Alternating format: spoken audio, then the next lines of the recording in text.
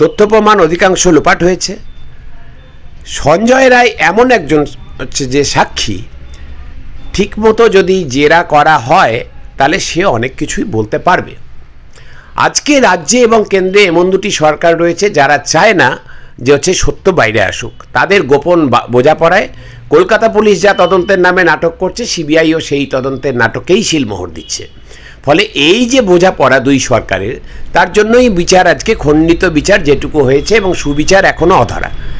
যারা চাইছে যে তারা তথ্য প্রমাণ লোপাট হয়ে গেছে, একমাত্র সাক্ষ্যকেও লোপাট করতে পারলে সবচেয়ে সুবিধা, তারা প্রথম দিন থেকে 7 দিনের মধ্যে ফাঁসি চেয়েছে। কেউ আবার দুপায়ে কদমে গিয়ে বলেছে এনকাউন্টার চাই। তারা আজকে তাদের আইনি এখতিয়ার না থাকা সত্ত্বেও হচ্ছে যে হাইকোর্টে চলে গেছে যে হচ্ছে যে এর ফাঁসি চাইব। ফলে তারা চাইবে না কখনো যে এ জেলের ভিতরেও অন্তত বেঁচে থাকুক। যদি ফাঁসি অর্ডার না পায়, আমার আশঙ্কা, আপনাদের বলে আমি বিস্মিত হব না যদি দেখা যায় যে সঞ্জয় রায় জেলের ভিতরে আত্মহত্যা করেছে বলে, অথবা কোনো অসুখে ভুগে মারা গেছে বলে খবর পাই আমরা, তাতেও আমরা বিস্মিত হব না। তার কারণ হচ্ছে যে সঞ্জয় রায় বেঁচে হচ্ছে যে থাকুক, এটা চায় না তারাই যারা প্রকৃত সত্য কোনো দিন সামনে আসতে দেবে না। যদি তাই হয় তাহলে মূল অপরাধীকে ধরে ফেলেছেন আপনারা, তাকে ফাঁসিও চাইছেন, আর কেউ অপরাধী যদি নেই, তাহলে কেন 9 তারিখে নমুনা সংগ্রহ করা, মৃতদেহ থেকে নমুনাগুলি সংগ্রহ করার পরে 4 দিন পরে কেন ফরেন্সিক ল্যাবরেটরিতে পাঠানো হলো? 4 দিন কোথায় ছিল ওগুলি? কোন জায়গায় রাখা হয়েছিল? কেন রাখা হয়েছিল নমুনাগুলি? 13ই আগস্ট যদি বলা হয় যে হচ্ছে যে এগুলি দূষিত হয়েছে, যা বলেছে রিপোর্টে কন্টামিনেটেড, তাহলে দূষিত যদি হয় তাহলে হচ্ছে যে এই দূষণ ঘটালো কারা? যারা যারা নমুনা সংগ্রহ করেছে তাদেরকে ডেকে টেস্ট করলেই বোঝা যেত যে হচ্ছে এদের কারোর থেকে এসছে কিনা। তা যদি না হয় তাহলে বুঝতে হবে যে অন্য কারোর মধ্যে এসছে, অন্য কারোর মধ্যে কে ওই টেস্টের সেমিনার রুমে যারা যারা সে মানে টেস্ট ডিপার্টমেন্টে হচ্ছে এই সিনিয়র আইএএস অফিসার পর্যন্ত যুক্ত। যদি তাই বলা, এই গল্পটাই যদি বলা হয় যে হচ্ছে যে ওই ডোম স্টেরিলাইজেশন মেনটেন করেনি, তাহলে হচ্ছে যে মানে তিনি কি মহিলা ছিলেন না তিনি পুরুষ ছিলেন, তার ডিএনএ, তাদের ডিএনএগুলো তো ম্যাচ করা যেতে পারে। অ্যামেচারিশ ওয়েতে করছে এটা ভাববেন না, খুব প্রফেশনাল ওয়েতে এটা করা হয়েছে। পেশাদারিত্বের অভাব অনেকে বলছেন, আমি বলবো না, পেশাদারিভাবেই করা হয়েছে। কারণ পেশাদার যারা প্রমাণ লোপাটকারী, পেশাদার প্রমাণ লোপাটকারী, পেশাদার তদন্ত ধামাচাপা দেওয়ার লোক যারা, তারা যথেষ্ট পেশাদারিত্বের প্রমাণ দিয়েছে প্রথম থেকে এই গ্যাপগুলোকে ইচ্ছাকৃতভাবে রেখে, যাতে হচ্ছে রিপোর্ট সব গুলিয়ে দেওয়া যায়। ফলে এটা মোটেই পেশাদারিত্বের অভাব না। আমি বলবো পেশাদার প্রমাণ লোপাটকারীরা যথেষ্ট পেশাদারিত্বের হচ্ছে যে প্রমাণ দেখেছেন। প্রমাণ লোপাটকারীদের মধ্যে একজন ফরেন্সিক এক্সপার্টও ছিল, তিনি জানেন না, হতে পারে না। ফলে তার নির্দেশেই কী করে এটাকে কন্টামিনেট হচ্ছে দেখানো যায়, কন্টামিনেটেড রিপোর্ট এলে কীভাবে সেটাকে জাস্টিফাই করা যায়, জাস্টিফিকেশান দেওয়া যায়, সেইগুলো মাথায় রেখেই খুব ঠান্ডা মাথায়, পাকা মাথায় এই পেশাদারিত্ব দেখানো হয়েছে। দর্শক বন্ধুরা নমস্কার, ইমেজ বেঙ্গলে আপনাদের সকলকে স্বাগত। আমরা সবাই জেনে গেছি যে আরজিকর কাণ্ডের বিচার হয়ে গেছে। সঞ্জয় রায় সিভিক ভলেন্টিয়ার, তার সাজাও ঘোষণা হয়ে গেছে। কিন্তু সব দিক দিয়ে একটাই প্রশ্ন উঠছে নাগরিক সমাজের, যে বিচার হলো, সুবিচার হলো কি? তার পাশাপাশি একাধিক প্রশ্ন উঠছে এই সম্পূর্ণ যে বিষয়টা আরজিকর কাণ্ডের হলো। অনেকগুলো প্রশ্ন রয়ে গেল, যে প্রশ্নগুলো তুলেছেন নাগরিক সমাজের মানুষেরা। তারা বলছেন যে এই প্রশ্নগুলো তাদের কাছে একটা বড় বিষয়। প্রথমত যে প্রশ্নটা তাদের মধ্যে ঘুরপাক খাচ্ছে, যে সঞ্জয় রায় কি এই ঘটনা একা ঘটিয়েছিল? ক্রাইম সিন কোথায় ছিল? একাধিক ডিএনএ যে অস্তিত্ব পাওয়া গেছে, সেই একাধিক ডিএনএরা কাদের?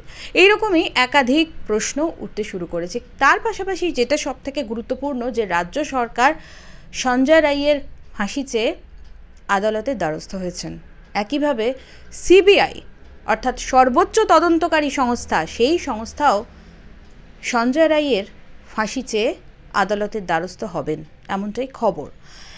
এই মুহূর্তে আমাদের সঙ্গে রয়েছেন বিশিষ্ট চিকিৎসক ডাক্তার সুবর্ণ গোস্বামী। আপনারা তাকে দেখেছেন আরজিকর আন্দোলনের পুরোভাগে একাধিক সময় তিনি লড়াই করেছেন ময়দানে নেমে।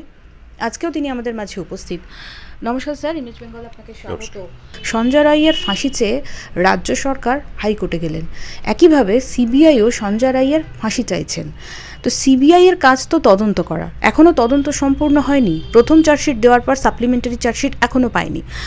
এই যে পুরো বিষয়টা, মানে এটা নিয়ে মানুষের মনে কিন্তু খুব প্রশ্ন, কি বলবেন? দেখুন, প্রথমত ফাঁসি চাইনি, তার দুটো কারণ।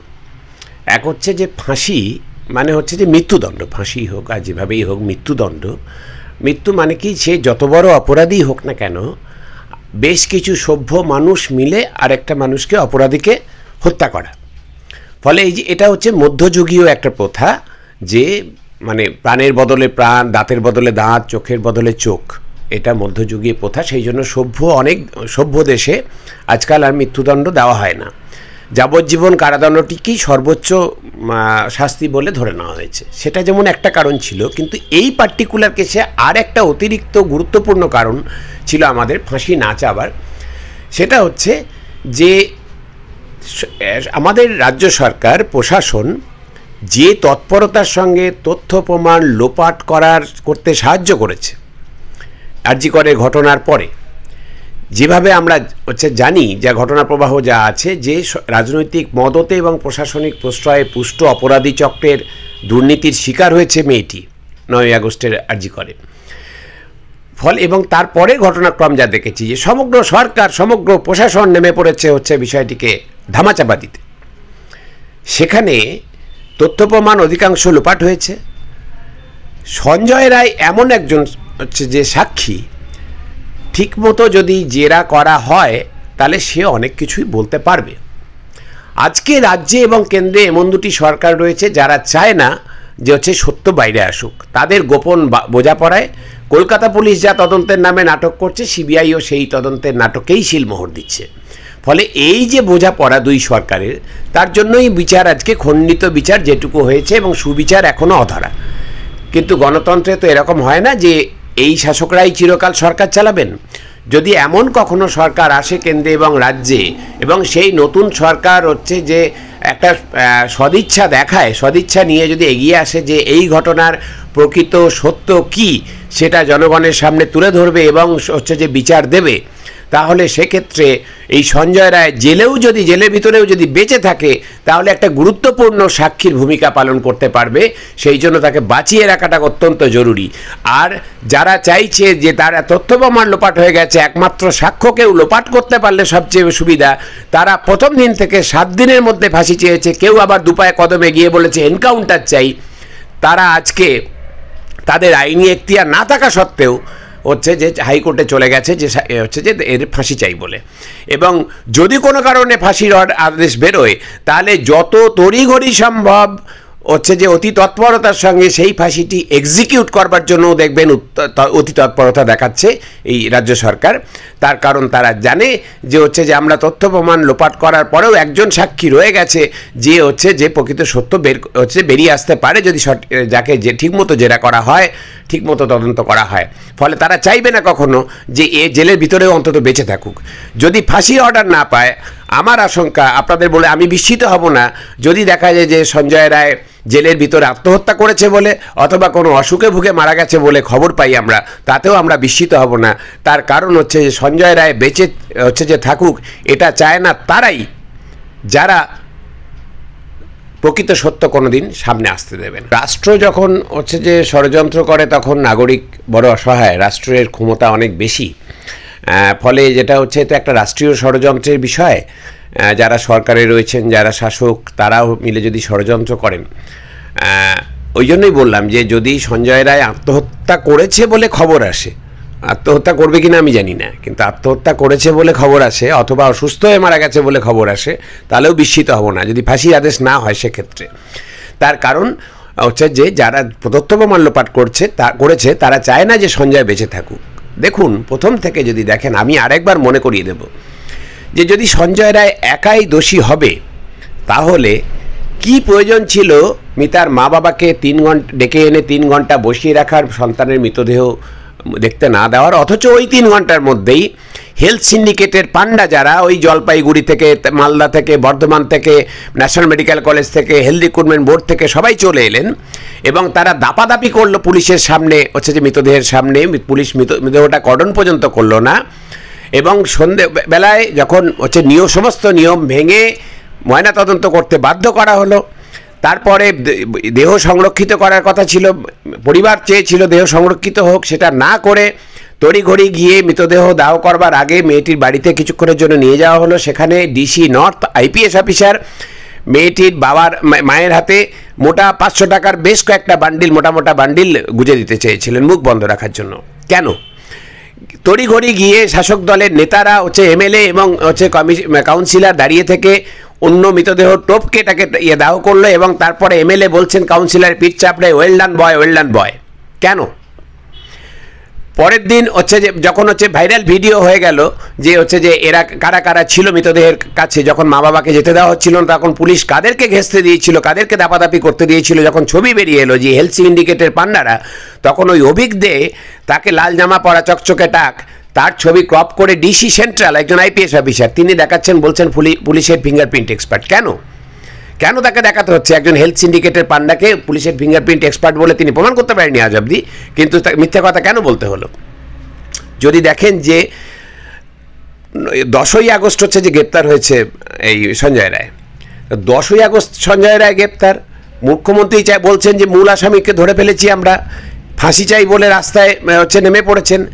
যদি তাই হয় তাহলে মূল অপরাধীকে ধরে ফেলেছেন আপনারা, তার ফাঁসিও চাইছেন, আর কেউ অপরাধী যদি নেই, তাহলে কেন 9 তারিখে নমুনা সংগ্রহ করা, মৃতদেহ থেকে নমুনাগুলি সংগ্রহ করবার পরে 4 দিন পরে কেন ফরেন্সিক ল্যাবরেটরিতে পাঠানো হলো? 4 দিন কোথায় ছিল ওগুলি? কোন জায়গায় রাখা হয়েছিল? কেন রাখা হয়েছিল নমুনাগুলি?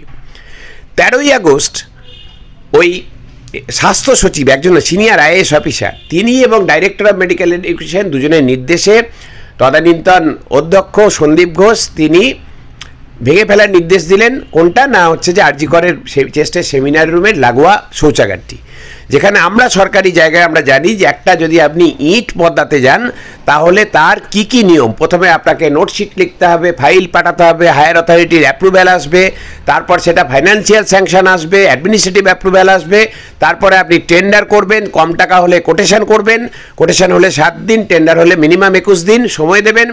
যারা বিড করবে তারা প্রথমে টেকনিক্যাল বিড খোলা হবে, যদি কোয়ালিফাই করবে তার ফিনান্সিয়াল বিড খোলা হবে, যারা সবচেয়ে কম দরপত্র দেবে তাদেরকে আপনি ওয়ার্ক অর্ডার দেবেন, তারা আসবে, ল্যান্ড আইডেন্টিফিকেশান হবে, তারপর কাজ শুরু হবে। এক্ষেত্রে রাতারাতি 13ই আগস্ট শৌচাগার কোনো টেন্ডার ছাড়া ভেঙে ফেলা হলো, এই সিনিয়র আইএএস অফিসার পর্যন্ত যুক্ত। কেন?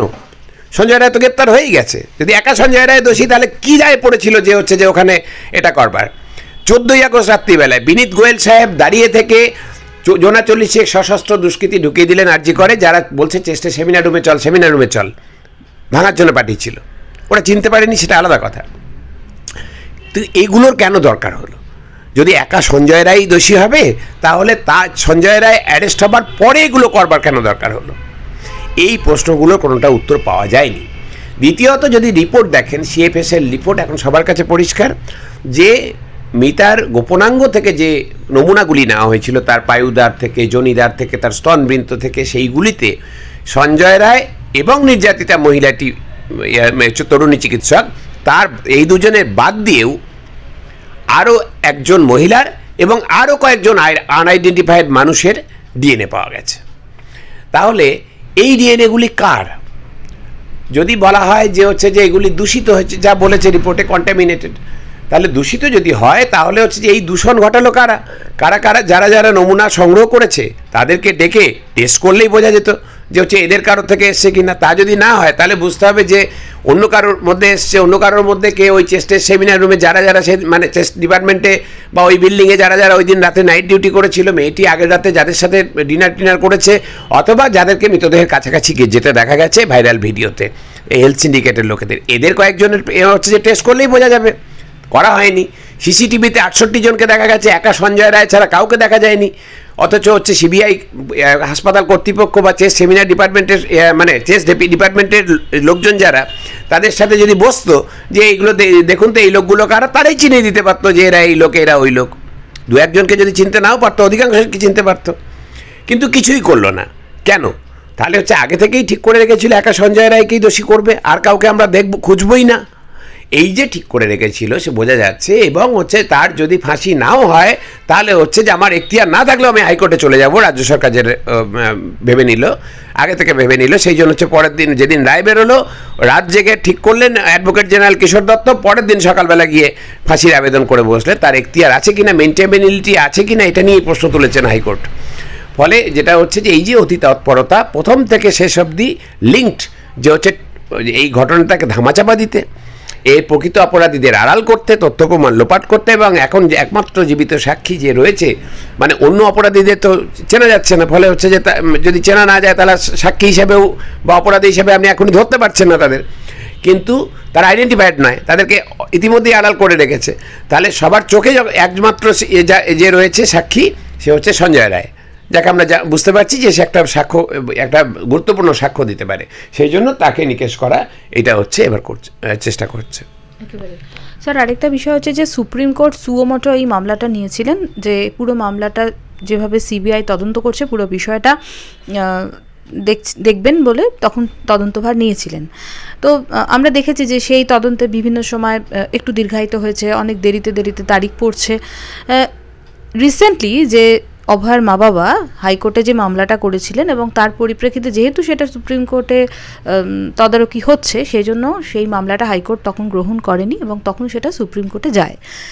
গতকাল তারিখ ছিল সেই মামলাটার শুনানি। এরকম একটা গুরুত্বপূর্ণ মামলা, যে মামলাটা সারা বিশ্বকে নাড়িয়ে দেয়, দেশ তো ছেড়ে দিলাম, বিশ্বকে নাড়িয়ে দেয়, সেই জায়গায় সেই মামলাটা শুনানি হলো না এবং বলা হলো যে এখনও সেটার ভালো করে স্টাডি করা হয়নি। সুপ্রিম কোর্ট সুও মোটো যে মামলা নিয়েছিল তার পরবর্তী শুনানি হওয়ার কথা ছিল মার্চে, কথা আছে, কিন্তু এইটা করতে হলো কেন? অভয়ের পরিবার তারা হাইকোর্টে একটা মামলা করলেন যে ডিসেম্বর মাসে, যে এই যে সিএফএসএল এর রিপোর্ট ইত্যাদি এইসবগুলো পাওয়ার পরে যখন দেখা যাচ্ছে তারা চার্জশিটে কোনো উল্লেখ করেনি, এবং এই তদন্তের সিবিআই যে চার্জশিট দিয়েছে সেই তদন্তে একাধিক ফাঁকফোকর, বহু মানে প্রায় 40-50 দফা প্রশ্নাবলী নিয়ে হাইকোর্টে একটা আবেদন করলেন যে যতদূর তদন্ত করেছে ফার্দার ইনভেস্টিগেশন, অর্থাৎ আরও গভীরে গিয়ে তদন্ত করার আবেদন জানিয়ে। হাইকোর্ট সেটা শুনলেন, বিচারপতি তীর্থঙ্কর চন্দ্রের বেঞ্চ সেটা শুনে বললেন যে যেহেতু সুপ্রিম কোর্টে একটা মামলা চলছে, মনিটরিং করছে তারা, সেহেতু তারা অনুমতি দিলে তবে আমি এটা শুনানিটা করতে পারি, সেই জন্য তারা সুপ্রিম কোর্টে আবার আবেদন করলেন। সুপ্রিম কোর্টে ওই একই প্রশ্নাবলী দিয়ে যে হচ্ছে আমরা এই ফাঁকফোকরগুলো যেগুলো অমীমাংসিত প্রশ্ন রয়ে গেছে সেই সেগুলির মীমাংসা করবার জন্য আরও তদন্তের দরকার। তো ফলে 3টে আবেদন অভয়ের পরিবার থেকে ডাকা হয়েছে। প্রথম আবেদন যে বিচারপতি তীর্থঙ্কর চন্দ্রকে শুনানির অনুমতি দেওয়া হোক, যদি তা না দেন তাহলে হাইকোর্টের কোনো ডিভিশন বেঞ্চকে, যে একজনের জায়গায় একাধিক বিচারক শুনবেন, ডিভিশন বেঞ্চকে শুনানির অনুমতি দেওয়া হোক। যদি তাও না দেন, হাইকোর্টকে শুনতেই না দেন, তাহলে আপনারা সুপ্রিম কোর্ট অন্তত আমার মামলাটা শুনুন, যে আমার এই প্রশ্নগুলো অমীমাংসিত রয়ে গেছে, এই ফাঁকফোকর রয়ে গেছে, এই বলে করেন। সেটা গতকাল আদালতে উঠেছিল এবং ওনারা বলেছেন, চিফ জাস্টিসের যে বেঞ্চ, যে হচ্ছে সবটা ওই আবেদনের সবটা পড়ে দেখা সম্ভব হয়নি, বা পড়ে দেখলেও সবটা হৃদয়ঙ্গম করতে একটু সময় লাগবে, তদন্ত রিপোর্ট কোনটা কী গ্যাপ ইত্যাদি, সেই জন্য সময় চেয়েছেন। আগামী সোমবার আবার হচ্ছে যে তার শুনানি আছে, সোমবার তো নয় 29 তারিখ বুধবার শুনানি আছে। বুধবার শুনানির পরে আমরা আশা করব যে হয় ওনারা হাইকোর্টকে শোনবার জন্য অনুমতি দেবেন অথবা নিজেরাই শুনবেন। এই দুটো আমরা আশা করে আছি অভয়ের পরিবার, এবং আমরা যারা অভয়ের বৃহত্তর পরিবার তারা এই আশা করে আছি। স্যার, আপনি তো পুরো রায়টা দেখেছেন, তো সেই রায়টা দেখে মানে কোন কোন জায়গাগুলো আপনার মনে, মানে আপনার কাছে প্রশ্নের উদয় করেছে? কারণ আপনি তো এই ঘটনার একদম প্রথম থেকে এই বিষয়টার সাথে যুক্ত ছিলেন। দেখুন, এই পুরো রায়টির ছত্রে ছত্রে অসংখ্য অসঙ্গতি বা স্ববিরোধ আছে। এটা আপনারা যারা এই 172 পাতার রায় যারা খুঁটিয়ে পড়েছেন তারা প্রত্যেকেই জানেন, অসংখ্য স্ববিরোধী কথাবার্তা আছে। অসংখ্য জায়গায় মাননীয় বিচারপতির ব্যক্তিগত উপলব্ধির কথা বলা আছে, যেটা রায়ে থাকার বাঞ্ছনীয় নয়, যেখানে কোনো নির্দিষ্ট এভিডেন্স নেই, ওনার উপলব্ধি, তাই উনি সেটা বলেছেন, ওনার মনে হওয়া, যেটাকে সাবজেক্টিভ পারসেপশন বলি। আর অনেকগুলি জায়গাতে তা হচ্ছে যে রয়েছে যে সিবিআই তদন্ত ঠিকমতো করেনি, সেটা স্পষ্ট করে বলেছেন। এটা বলেছে যে কলকাতা পুলিশ যে পথে যে পদ্ধতিতে তদন্ত করেছে শুধু সেইগুলিই সাজিয়ে হচ্ছে যে সিবিআই প্লেস করেছে, নতুন কিছুই করেনি এটা বলেছেন। এবং যেটা হচ্ছে যে এই যে ঘটনায় দুটো অংশ, এটা বুঝুন। একটা হচ্ছে যে খুন ধর্ষণের বিষয়ে, যে অ্যাকচুয়ালি কে খুনটা করলো এবং ধর্ষণটা করলো, সেই অংশটার কিন্তু চার্জশিট জমা পড়েছে প্রথম ইয়েতে, সেখানেই অসংখ্য অসঙ্গতি, উত্তর মিলছে না। আর পরবর্তী সাপ্লিমেন্টারি চার্জশিটে অন্য যে অংশটা, অর্থাৎ হচ্ছে বৃহত্তর ষড়যন্ত্র, তথ্য প্রমাণ লোপাট, তদন্ত ধামাচাপা, এই যে পোর্শনটা, এটা দ্বিতীয় ভাগে আসার কথা সাপ্লিমেন্টারি চার্জশিটে, সেটা এখনও সিবিআই দেয়নি, বলে সেটা নিয়ে আমরা মন্তব্য করতে পারবো না। কিন্তু মূল খুন ধর্ষণের ঘটনায় সঞ্জয় ছাড়া আর কেউ অপরাধী নেই, এই যে হচ্ছে বিষয়টা উঠে আসছে, এইটার আমি এতক্ষণ আপনাদের বললাম যে যদি সঞ্জয় একা অপরাধী হয় তাহলে এই প্রশ্নগুলোর উত্তর কী হবে। এই উত্তর পাওয়া যায়নি, না সিবিআই চার্জশিটে পাওয়া গেছে, না নিম্ন আদালতের রায়ে পাওয়া গেছে। সেই জন্যই হচ্ছে যে এই হাইকোর্টে এবং সুপ্রিম কোর্টে যে মামলা অভয়ার পরিবার ইতিমধ্যেই করেছে, সেই মামলার রায়ের দিকে, এবং মানে সেই মামলার পরে সিবিআইকে ফার্দার ইনভেস্টিগেশনের জন্য আদালত আদেশ দেবে এবং সিবিআই সেগুলো তদন্ত করবে, এইটা আশা আমরা করছি। কিন্তু যেটা হচ্ছে যে তাই বলে সঞ্জয়ের কোয়ান্টাম অফ পানিশমেন্ট বাড়ানো এই মুহূর্তে দাঁড়িয়ে, যেখানে তদন্তটাই অসম্পূর্ণ, যেখানে আমরা মনে করছি যে সঞ্জয় রায় একা দোষী নয়, তার মনে করার যথেষ্ট সঙ্গত কারণ রয়েছে, এবং হচ্ছে যে আরও অন্যান্য অপরাধীদের খুঁজে বের করা হয়নি এখনও। যদি হচ্ছে যে সব অপরাধীদের খুঁজে বের করা যায়, সেখানে সঞ্জয়ের ঠিক কতখানি দোষের পরিমাণটাই এখনও ঠিক হলো না, মানে ওর দোষের ভাগ কতটা। যদি 5 জনে মিলে করে থাকে ঘটনাটা, তাহলে হচ্ছে 5 জনের মধ্যে সঞ্জয়ের কতটা ভাগ, সেইটাই ঠিক হলো না। তার কোয়ান্টাম মানে হচ্ছে শাস্তির পরিমাণটা হচ্ছে যে নিয়ে আগে মাথা ব্যথা হলো, এটা তো হতে পারে না। ফলে আগে তদন্ত সম্পূর্ণ হবে, আগে সব দোষীদের বের করতে হবে, সঞ্জয়ের এবং অন্য দোষীদের কার কতটা হচ্ছে যে শেয়ার, মানে শেয়ার অফ ক্রাইম, সেইটাকে ঠিক হবে, তারপরে তো কোয়ান্টাম অফ পানিশমেন্ট ঠিক হবে। ফলে কোয়ান্টাম অফ পানিশমেন্ট নিয়ে হাইকোর্টে হচ্ছে যে যাবার তারা তাদেরই আছে, পরিবারের নেই। ওই জন্যই আমাদের অভয়ের যারা বৃহত্তর পরিবার, আমাদেরও নেই, তারা একমাত্র তাদেরই আছে যারা চায় সঞ্জয় যত তাড়াতাড়ি নিকেশ হয়ে যায়, তত তাড়াতাড়ি বাবা আমরা তুলসী পাতা হতে পারবো। এই হচ্ছে তাদেরই, তারা, আর বাকি কারোই তৎপরতা নেই। সংবাদ মাধ্যমে প্রকাশিত হয়েছে যে ময়না তদন্ত যেভাবে করা হয়, যে প্রক্রিয়া করা হয়, সেখানেও কিন্তু অনেক ভুল ছিল, অনেক বেনিয়মে ময়না তদন্ত করা হয়েছে। এই বেনিয়মটা হচ্ছে ইচ্ছাকৃত। আমরা প্রথম থেকেই বলছি যে 9ই আগস্টের ঘটনাবলী যদি দেখেন, ওই যে 3 ঘন্টা ধরে মা বাবাকে যেতে দিল না, বডি কর্ডনিং করলো না, হেলথ সিন্ডিকেটের মাথাদের দাপাদাপি করতে দিল, ওখানে ইয়েতে মৃতদেহের কাছে গিয়ে তথ্য প্রমাণ লোপাট করতে অ্যালাউ করলো, পুলিশ তখনও এফআইআর দায়ের করেনি, প্রিন্সিপাল এফআইআর দায়ের করেনি, তার বদলে সে একটা এনকোয়ারি কমিটি তৈরি করে দিল, পোস্টমর্টেম ওই দিনই করাবে বলে ঠিক করলো সন্দেহ হয়ে গেলেও, এবং সেক্ষেত্রে নিজের কলেজে 2 জন এবং অন্য কলেজে যাকে তিনি অর্ডারই করতে পারেন না, তাকে একজন নিয়ে হচ্ছে যে অর্ডার করে বসলো।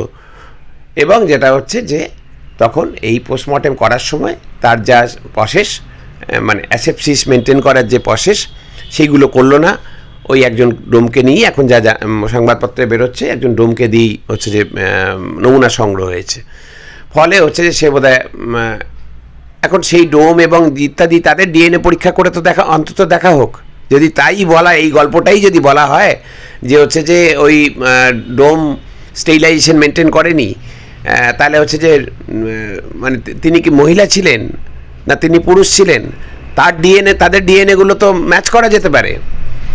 ফলে হচ্ছে যে, এবং যদি করা হয় কার নির্দেশে করা হয়েছে, এইরকম অ্যাসেপসিস মেনটেন না করে এত অ্যামেচারিস ওয়েতে করছে, এটা ভাববেন না, খুব প্রফেশনাল ওয়েতে এটা করা হয়েছে। পেশাদারিত্বের অভাব অনেকে বলছেন, আমি বলবো না, পেশাদারিভাবেই করা হয়েছে। কারণ পেশাদার যারা প্রমাণ লোপাটকারী, পেশাদার প্রমাণ লোপাটকারী, পেশাদার তদন্ত ধামাচাপা দেওয়ার লোক যারা, তারা যথেষ্ট পেশাদারিত্বের প্রমাণ দিয়েছে প্রথম থেকে এই গ্যাপগুলোকে ইচ্ছাকৃতভাবে রেখে, যাতে হচ্ছে রিপোর্ট সব গুলিয়ে দেওয়া যায়। ফলে এটা মোটেই পেশাদারিত্বের অভাব না, আমি বলবো পেশাদার প্রমাণ লোপাটকারীরা যথেষ্ট পেশাদারিত্বের হচ্ছে যে প্রমাণ দেখেছেন। প্রমাণ লোপাটকারীদের মধ্যে একজন ফরেন্সিক এক্সপার্টও ছিল, তিনি জানেন না, হতে পারে না, বলে তার নির্দেশেই কী করে এটাকে কন্টামিনেট হচ্ছে দেখানো যায়, কন্টামিনেটেড রিপোর্ট এলে কীভাবে সেটাকে জাস্টিফাই করা যায়, জাস্টিফিকেশান দেওয়া যায়, সেইগুলো মাথায় রেখেই খুব ঠান্ডা মাথায়, পাকা মাথায় এই পেশাদারিত্ব দেখানো হয়েছে। এটা মোটেই পেশাদারিত্বের অভাবের বিষয় নয়, পেশাদারিত্বেরই লক্ষণ। শেষ প্রশ্ন যেটা, যে ক্রাইম সিন, যেটা নিয়ে একাধিকবার প্রশ্ন উঠছে এবং এরকম একটা ঘটনার পিছনে যে ক্রাইম সিন এত সুন্দর করে যে সাজানো গোছানো, এটা নিয়ে প্রশ্ন উঠছে এবং এখানে যে কিভাবে ক্রাইম সিনকে জাস্টিফাই করা হলো যে এই যে সেমিনার রুমেই ঘটনাটা ঘটেছে। সেটাই তো ঘটনা, যে খুনটা কোথায় হয়েছে ঠিক হলো না, কে করেছে আগে ঠিক হয়ে গেল। ফলে কোথায় হয়েছে সেইটাকে তো যাকে জাস্টিফাই করতে হবে। মাল্টি ইনস্টিটিউশনাল মেডিকেল বোর্ড তারা বলেছে, মানে ওই সিএফএসএল এর রিপোর্টে বলেছে যে ওখানে কোনো ধস্তাধস্তির চিহ্ন পাওয়া যায়নি, অথচ যে আঘাতগুলি মেয়েটির শরীরে পাওয়া গেছে সেগুলি ধস্তাধস্তির ফলেই আঘাতগুলো হতে পারে, এটা বলেছে। এমনকি সঞ্জয় রায়ের কিছু আঘাত ইত্যাদি সেটাও নাকি দেখানো হয়েছে। সে যদিও অস্বীকার করেছে, যা রায়ে পড়লাম সে অস্বীকার করেছে, সে কোথায় পাহাড়ে চড়তে গিয়ে মানে ক্লাইম্বিং শিখতে গিয়ে পড়ে টড়ে গেছিলো, সেই ছড়াগুলো দেখাচ্ছে। কারণ তার মেডিকেল রিপোর্টও দিনের দিন করা হয়নি, পরে করানো হয়েছে ইত্যাদি। হ্যাঁ হ্যাঁ, ফলে যেটা হচ্ছে যে এটা পুরোটাই ঘেঁটে দেওয়ার উদ্দেশ্যে করা হয়েছে। এবং সত্যি কথা বলতে যে এই চেস্টের সেমিনার রুম যেখানে মৃতদেহ আবিষ্কৃত হয়েছে ওটিকে ক্রাইম সিন হিসাবে এস্টাবলিশ করা আইনের চোখে খুব শক্ত। নিম্ন আদালত মেনেছে, কিন্তু হচ্ছে এটা উচ্চ আদালত মানবে বলে আমার মনে হয় না, এবং হচ্ছে যে মানার কথাও নয়। কারণ হচ্ছে যে একটা ক্রাইম সিন স্বাভাবিক, সুস্থ স্বাভাবিক যে কোনো মানুষ, তার জন্য ফরেন্সিক এক্সপার্ট হতে হয় না, পুলিশে চাকরি করতে হয় না, সিবিআই চাকরি করতে হয় না, ডিটেকটিভ হতে, গোয়েন্দা হতে হয় না। যে কেউ বুঝবেন যে এইখানে যদি হচ্ছে যে একটা ধস্তাধস্তি হয় তাহলে হচ্ছে যে টেবিল চেয়ার ইত্যাদি এগুলো সরে নড়ে পড়ে যাবে। হচ্ছে যে এর একটা কানের দুল পড়ে যেতে পারে, ওর একটা জামার বোতাম ছিঁড়ে যেতে পারে, সেগুলো হবে। কারণ হচ্ছে খুন হওয়া থেকে বাঁচতে সে তার প্রতিবর্ত ক্রিয়া, মানে হচ্ছে সহজাত যে কোনো মানুষ সে বাঁচতে চাইবে প্রাণে। ফলে সে হত্যাকারীকে বাধা দেবে, প্রাণপণে বাধা দেবে, তার জামা গেঞ্জি ছিঁড়ে ধরবে, সে আঁচড় দেখবে। হচ্ছে যে ফলে সেই সব হচ্ছে যে কোনো চিহ্ন এসব পাওয়া যায়নি ওখানে। এবং কোথায় খুন হলো সেটা যদি ঠিক না হয় তাহলে কারা কারা খুন করলো, কারা কারা ধর্ষণ করলো হচ্ছে যে সেটা তো বোঝা যাবে না। ফলে সেটাও আগে এই জন্যই আমরা বলেছি যে ফার্দার ইনভেস্টিগেশন অথবা রিইনভেস্টিগেশন, মানে পুনর্তদন্ত, যেটা হচ্ছে যে আদালত মনে করবে সেটাই আদেশ দেবে। দুটো অপশানই দেওয়া হয়েছে পরিবারের তরফ থেকে হাইকোর্টের কাছে এবং সুপ্রিম কোর্টের কাছে, যে প্রশ্নমালা দেওয়া হয়েছে এবং যে আবেদন রাখা হয়েছে সেখানে ফার্দার ইনভেস্টিগেশন, রিইনভেস্টিগেশন দুটোরই অপশন চাওয়া হয়েছে, যে দুটোর যে কোনোটা আপনি ফিট মনে করবেন সেটাই দেবেন। অনেক ধন্যবাদ স্যার। আরজিকর কাণ্ড কিন্তু কোনো সংবাদ মাধ্যমে পড়া কোনো গল্প নয়, বা আরজিকর কাণ্ড একটি ডিউটিরত অবস্থায় 31 বছরের একটি মেয়ে, যার চোখে হাজারো একটা স্বপ্ন, সেই স্বপ্নকে যে মেয়েটি সার্থক করতে পারলো না, এবং যার বাবা মা দেখলো যে চিকিৎসক হওয়ার স্বপ্ন নিয়ে যে মেয়েটি 31 বছরে এই পৃথিবী ছেড়ে চলে গেল, একাধিক নির্যাতন, একাধিক যন্ত্রণা বুকে নিয়ে, একাধিক অসম্মান সাথে করে। সেই কারণেই মানুষের দাবি ছিল উই ওয়ান্ট জাস্টিস। কিন্তু যে বিচার এসছে সেটা কি সত্যি হলো জাস্টিস? এই প্রশ্ন জন্য বা এর উত্তরের জন্য আমাদের রইল আগামীর অপেক্ষা। ক্যামেরা অজিত দাসের সঙ্গে সাথী নিয়োগী দাসের রিপোর্ট, ইমেজ বেঙ্গল, কলকাতা।